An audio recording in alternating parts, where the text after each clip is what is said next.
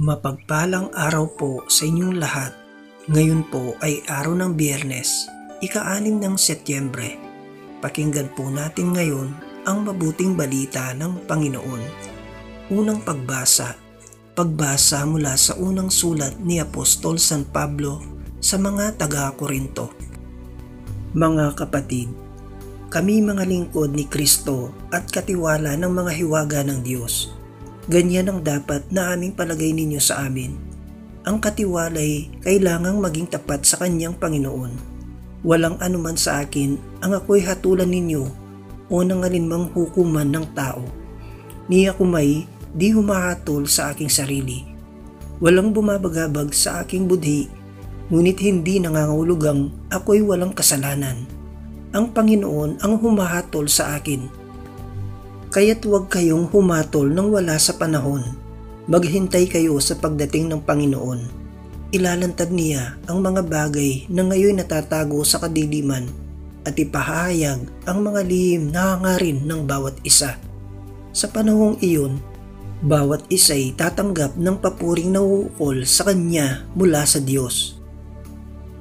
Ang salita ng Diyos. Salamat sa Diyos. Salmong tugunan.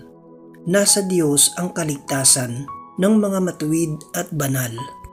Umasa ka sa Diyos ang mabuti gawin at mananahan kang ligtas sa lupain. Sa Diyos mo hanapin ang kaligayahan at ang pangarap mo'y iyong makakamtan. Nasa Diyos ang kaligtasan ng mga matuwid at banal. Ang iyong sarili sa Diyos mo ilagak.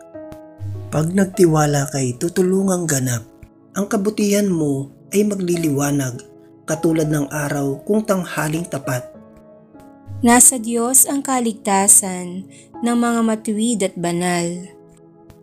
Ang mabuti gawin, masamay itakwil, at mananahan kang lagi sa lupain, pagkat iyong bayang wasto ang gawain, ay mahal ng poon, hindi itatakwil. Sila'y iingatan magpakailanman, ngunit ang masama ay hihiwalay. Nasa Diyos ang kaligtasan ng mga matuwid at banal. Ililigtas ng Diyos ang mga matuwid, iingatan sila pag naliligalig.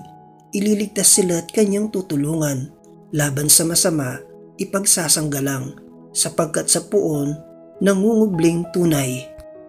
Nasa Diyos ang kaligtasan ng mga matuwid at banal. Aleluya, aleluya. Sinabi ni Jesucristo, ako ang ilaw ng mundo at buhay ng alagad ko. Aleluya, aleluya. Ang mabuting balita ng Panginoon ayon kay San Lucas. Noong panahong iyon, sinabi ng mga Pariseo at mga eskriba kay Jesus, ang mga alagad ni Juan ay malimit mag-ayuno at manalangin, gayon din ang alagad ng mga Pariseo. Ngunit ang mga alagad mo'y patuloy ng pagkain at pag-inom. Sumagot si Jesus, pag-aayunuhin ba ninyo ang mga panauhin sa kasalan, samantalang kasama pa nila ang lalaking ikinasal? Kapag wala na ang ikinasal, saka pa lamang sila mag-aayuno. Sinabi rin niya sa kanila ang isang talinghaga, walang pumipiraso sa bagong damit upang itagpi sa luma.